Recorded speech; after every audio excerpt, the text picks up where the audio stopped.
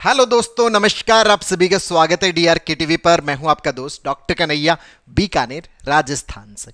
दोस्तों, बहुत सारे लोगों के मन में ये रहता है कि सर हमें हर वक्त बहुत ज़्यादा घबराहट सी रहती है, बेचैनी सी रहती है, बिल्कुल अच्छा महसूस नहीं होता। मतलब एकदम खालीपन सा महसूस होता है। इस दुनिया के अंदर कुछ भी अच्छा महसूस नहीं होता, एक वीराना सा महसूस होता रहता है। हर वक्त बहुत ज़्यादा डर महसूस होता रहता है। तो इस वीरानेपन से, इस डर से, इस घबराहट से कैसे बाहर निकलें, इसी के ऊपर ये पूरा साइंटिफिक सेशन मैं आप लोगों को समर्पित कर रहा हूं। इसको बहुत अच्छे समझना, बहुत अच्छे से अंडरस्टैंड करना। दोस्तों, ये जो हमें खुशी महसूस नहीं हो पा रही,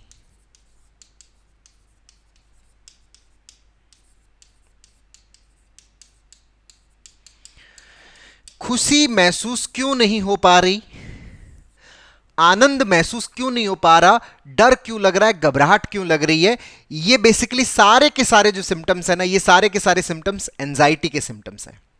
और एंजाइटी क्यों होती है? क्योंकि हमारे दिमाग के अंदर एक जो खुशी का रसायन होता है, जिसको हम सेरोटोनिन बोलते हैं, जब हमारे अंदर इस खुशी के रसायन सेरोटोनिन की कमी हो जाती है। सेरोटोनिन का एक दोस्त और होता है जिसको अपन डोपामिन बोलते हैं। ये जो दोनों दोस्त है, ये दोनों जय और वीरू जो मिलकर क्या करते हैं कि जो हमारे भीतर क्या पैदा करते हैं, खुशी पैदा करते हैं, आनंद पैदा करते हैं, मस्ती पैदा करते हैं, मजा पैदा करते हैं। तो हमारे दिमाग में जब भी सेरोटोनिन का लेवल जो है वो गड़बड़ हो जाता है, डोपामिन का लेवल जब गड़बड़ हो जाता है, तो उसके कारण हमें खुशी महसूस नहीं हो पाती, हमें आनंद महसूस नहीं हो पाता, हम एंजाइटी में चले जाते हैं, पैनिक में चले जाते हैं, ओसीडी में चले जाते हैं, डिप्रेशन में चले जाते हैं। और ये जो खुशी का रसायन जो है ये कम क्यों हो जाता है? क्योंकि इसको प्रोड्यूस करने वाले जो न्यूरॉन है, उन न्यूरॉन्स का इन्फ्लामेशन हो जाता है, जिसकी वजह से हमारे दिमाग के अंदर इनका प्रोडक्शन क्या हो जाता है, कम हो जाता है। और इनका इन्फ्लामेशन क्यों होता है? क्योंकि हमारा जो दिमाग है, जो हमारा माइंड जो है, वो ऑक्सीडेटिव स्ट्रेस में चला जाता है। ऑक्सीडेटिव स्ट्रेस में जाने का मतलब क्या है कि देखिए दोस्तों, हमारा जब दिमाग काम करता है, तो दिमाग जब वर्क करता है तो वो एनर्जी को यूटिलाइज करता है। एनर्जी को जब यूटिलाइज करता है तो उससे हमारे दिमाग की जो रूटीन एक्टिविटीज है वो होती है। अब रूटीन एक्टिविटीज होती है, उसके साथ साथ हमारे दिमाग में खूब सारे टॉक्सिन्स निकलते हैं, जिनको हम फ्री रेडिकल्स बोलते हैं। ये जो टॉक्सिन्स हैं, इन टॉक्सिन्स का न्यूट्रलाइज होना, हमारे ब्रेन से बाहर निकलना, हमारे दिमाग से बाहर निकलना ज़रूरी होता है। लेकिन अगर इन टॉक्सिन्स को हम हमारे दिमाग से बाहर नहीं निकालते, ये हमारे दिमाग में पड़े रहते हैं, न्यूट्रल नहीं होते, ये दिमाग में पड़े रहते हैं, तो धीरे धीरे इनका लेवल क्या होता है, बढ़ने लगता है। और जब इनका लेवल बढ़ने लगता है तो इस बढ़े हुए लेवल की वजह से हमारे न्यूरॉन्स का क्या हो जाता है, इन्फ्लामेशन हो जाता है, जिसके कारण इनकी प्रोडक्टिविटी डाउन होती है, जिससे खुशी का रसायन गड़बड़ होता है, और जिसके कारण हम खुशी महसूस नहीं कर पाते। तो अगर मुझे खुशी महसूस करना है, आनंद महसूस करना है, तो मुझे ये जो ऑक्सीडेटिव स्ट्रेस है, और ये ऑक्सीडेटिव स्ट्रेस क्यों हो रहा है? क्योंकि दिमाग के अंदर टॉक्सिन्स जो है वो बढ़ रहे हैं, फ्री रेडिकल्स बढ़ रहे हैं। और ये फ्री रेडिकल्स क्यों बढ़ते हैं? क्योंकि दिमाग जो है वो मेरा किस में रह रहा है, ओवर थिंकिंग में रह रहा है।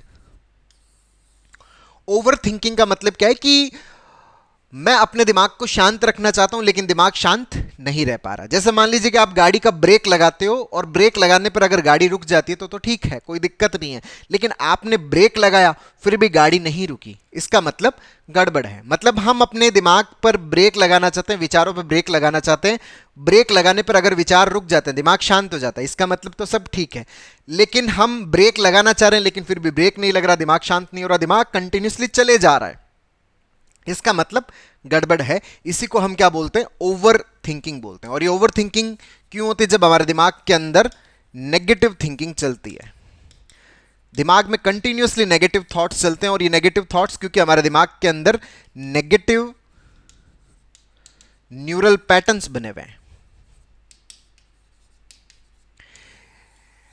हमारी ये जो पूरी प्रॉब्लम है ना दोस्तों, इस पूरी प्रॉब्लम की जो जड़ है ना, वो जड़ ये है, नेगेटिव न्यूरोनल पैटर्न। अगर आप इस प्रॉब्लम को यहां से ठीक करना चाहते हो ना, तो आपको इसके रूट को सही करना पड़ेगा, क्योंकि ये जड़ है। अगर हमारे अंदर नेगेटिव न्यूरोनल पैटर्न्स है, तो जैसे ही सराउंडिंग के अंदर कोई सी भी सिचुएशंस मिली, कोई सा भी ट्रिगर मिला ना, ऑटोमेटिक दिमाग के अंदर नेगेटिव थॉट आएगा। हम सोचते नहीं हैं, हम सोचने के लिए मजबूर हो जाते हैं। दिमाग में आएगा ही आएगा, आप चाहे चाहो चाहे आप ना चाहो।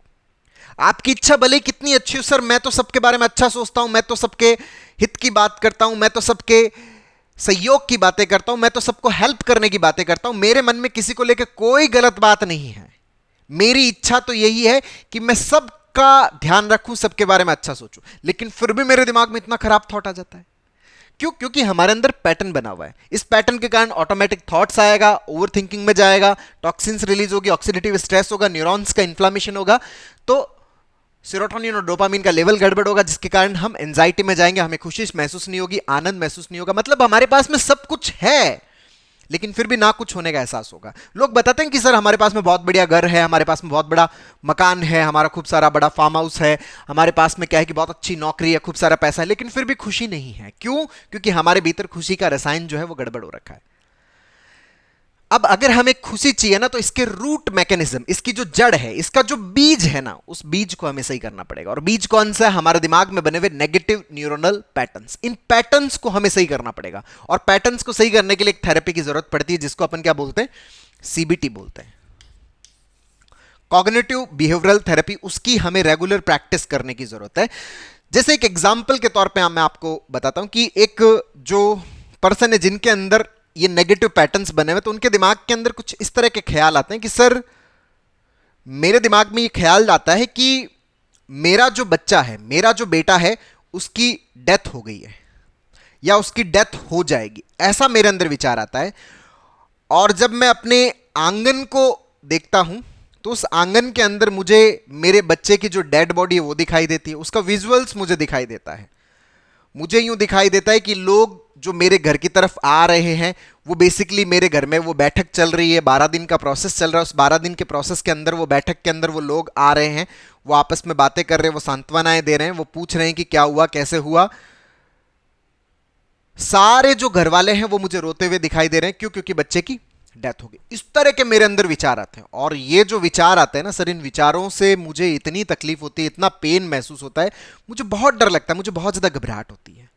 और इस डर, इस घबराहट से बचने के लिए मैं परमात्मा से बहुत ज्यादा, मैं भगवान की बहुत ज्यादा पूजा करती हूँ, बहुत ज्यादा पाठ करती हूँ, एक रूटीन भी मिस नहीं करती।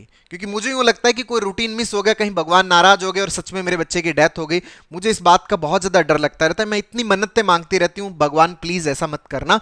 मैं हाथ जोड़ती रहती हूँ पूरे दिन। मेरा पूरा जो दिन है ना, वो पूजा पाठ में बीतता है। मैं अपने बच्चे के जीवन के बारे में, मैं बहुत सारे जो भविष्य वक्ता है उनसे भी मैं बहुत सारे राय मशवरा कर चुकी हूं। मैं एस्ट्रोलॉजी खूब सारी पता कर चुकी हूं, खूब सारी उसकी कुंडलियां दिखा चुकी हूं, लेकिन फिर भी मेरे मन को संतुष्टि नहीं है, क्योंकि दिमाग में इस तरह का विचार आता है। और इस कारण से जो घर का जो आंगन है ना, मैं उस आंगन की तरफ जाती नहीं। मेरी कोशिश ये रहती है कि मैं उस आंगन से बच के बाहर जाऊं। क्यों? क्योंकि उस आंगन से जाऊं तो मुझे वो विजुअल्स दिखाई देते हैं, उसके कारण मुझे बहुत डर लगता है।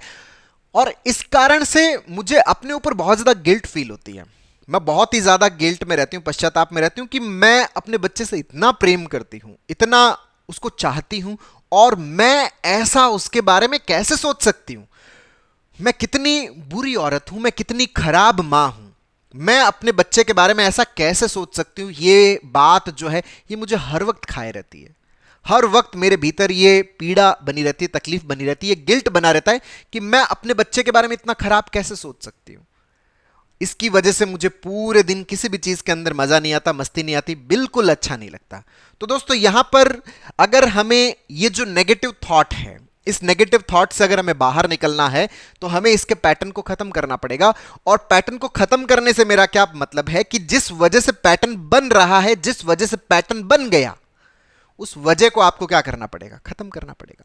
जब तक आप न्यूरोनल पैटर्न्स बनने की मैकेनिज्म को सही नहीं कर देते, तब तक आप इस चीज से बाहर नहीं आ पाएंगे। भाई, मैं खरपतवार या जो भी पेड़ पौधे उन सबको हटाना चाहता हूं, तो जो बीज है उनका, मुझे उस बीज को हटाना पड़ेगा। अगर मिट्टी के अंदर अगर बीज दबा हुआ है, तो जिस दिन भी बारिश होगी, जिस दिन भी परिस्थिति होगी, फिर से पौधा निकल आएगा।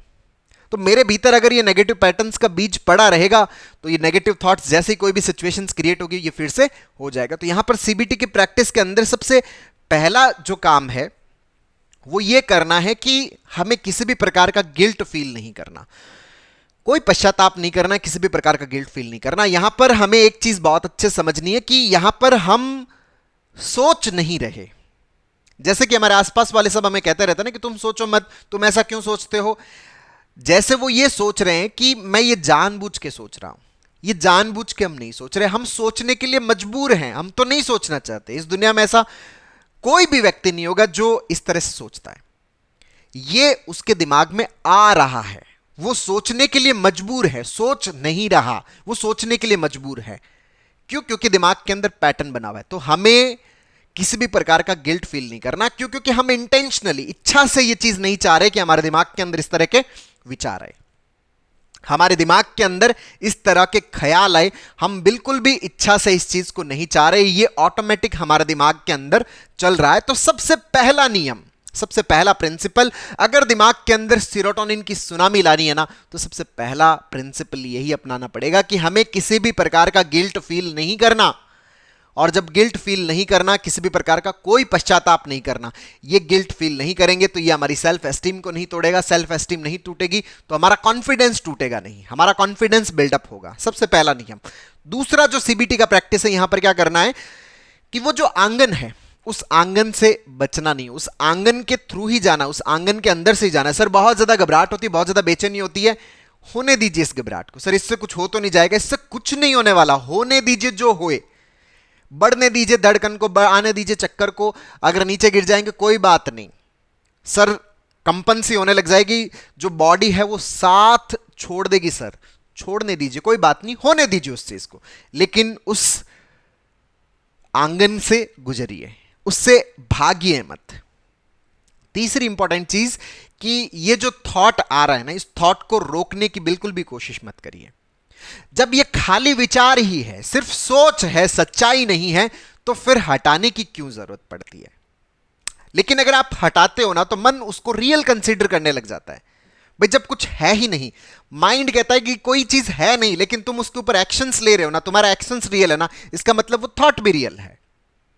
तो तुम जो उसको हटाने की कोशिश कर रहे हो, क्यों हटाना? जब विचार है, जब कुछ है ही नहीं, तो हटाने की कोई कोशिश नहीं करनी है, किसी भी प्रकार का कोई एक्शन नहीं लेना है। लेकिन जब हम उसके ऊपर एक्शंस ले लेते हैं, तो माइंड उसको रियल कंसीडर करता है, जिसके कारण हमें बहुत ज्यादा डर, हमें बहुत ज्यादा घबराहट, हमें बहुत ज्यादा बेचैनी महसूस होती है।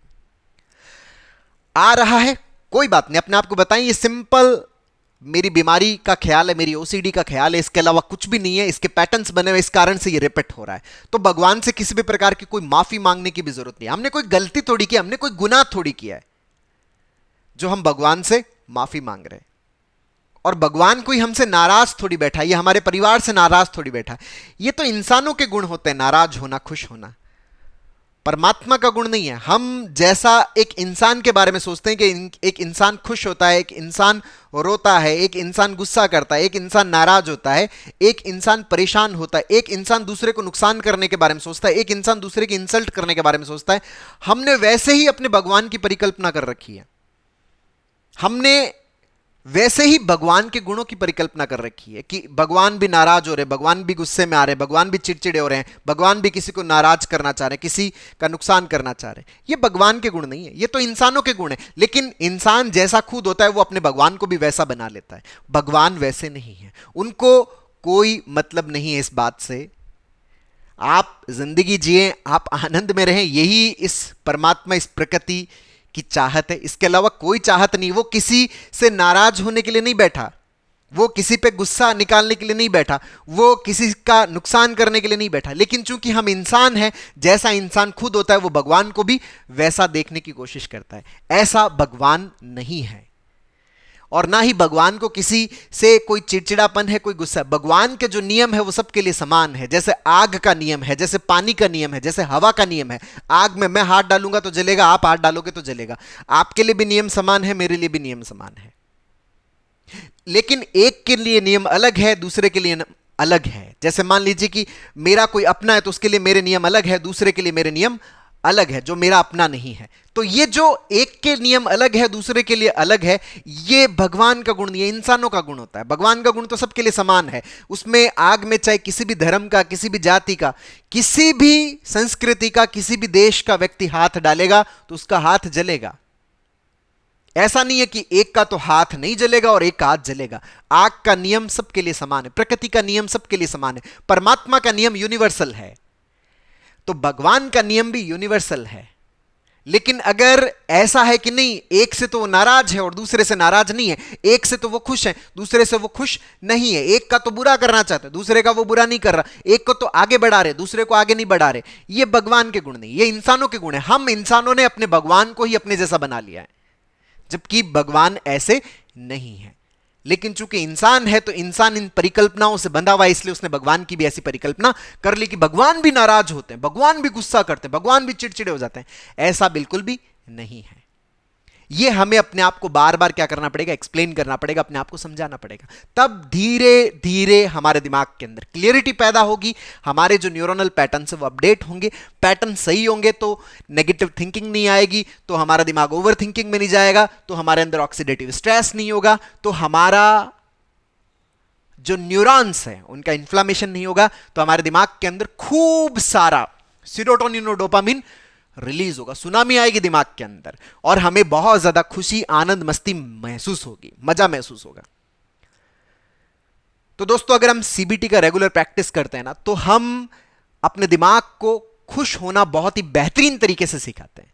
तो दोस्तों, उम्मीद करता हूं आपको ये जो वीडियो पसंद आया होगा। नीचे कमेंट बॉक्स में लिखकर जरूर बताइएगा, और अब तक यदि आपने मेरे यूट्यूब चैनल डीआरके टीवी को सब्सक्राइब नहीं किया तो प्लीज उसे सब्सक्राइब करें, ताकि मेरे नए वीडियो का नोटिफिकेशन आप तक सबसे पहले पहुंचे।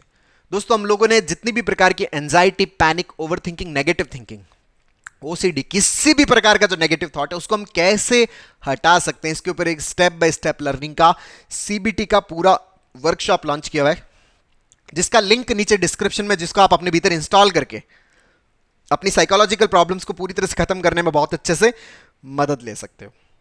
बहुत बहुत धन्यवाद दोस्तों। जय हिंद, जय भारत।